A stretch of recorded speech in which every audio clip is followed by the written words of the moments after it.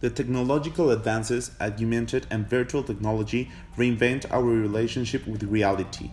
We are continually confronted with ever more complex ethical and philosophical dilemmas. Making virtual interactive copies of human beings is no more than just a possibility. But once we open that door, how do we deal with the quandaries that lie inside? How will technology change our notion of what it means to be human? What new life and chasing technologies are on the horizon which affect our quality of living? Computers and technology allow for faster processing of data, easy retrieval of information, and in some cases, automation can reduce or replace physical employees. When people perform tasks by hand, it can be time-consuming and full of human errors. When technology is used for repetitive operations, mistakes are reduced or eliminated, and the time it takes to complete the task is greatly reduced. This improves the economy, another factor for the technology and the human beings. How can we prefer to be humans if we don't want mistakes? We want efficiency.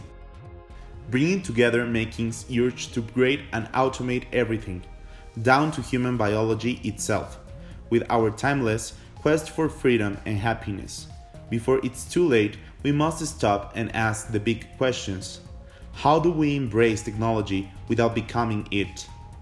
When it happens, gradually, then suddenly, the machine era will create the greatest watershed in human life on Earth. Technology versus humanity is one of the last moral maps we'll get as humanity enters the Jurassic Park of big tech. Artificial intelligence, cognitive computing, the singularity, digital obesity, printed food, the Internet of Things, the death of privacy, the end of the work as human beings.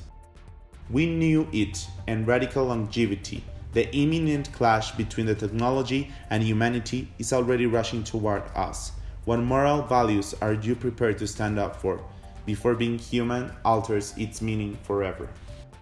Is there something unusual about the pace and nature of technology changing today? Should we be more worried about the worlds we're creating?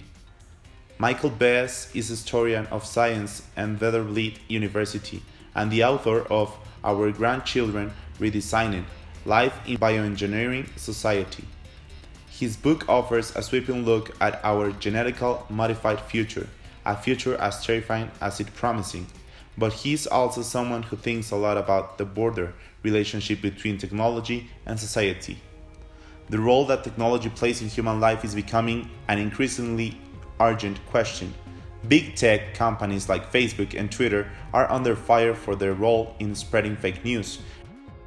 But the impact of social media will likely pale in comparison to potential revolutions in artificial intelligence or gene editing technologies.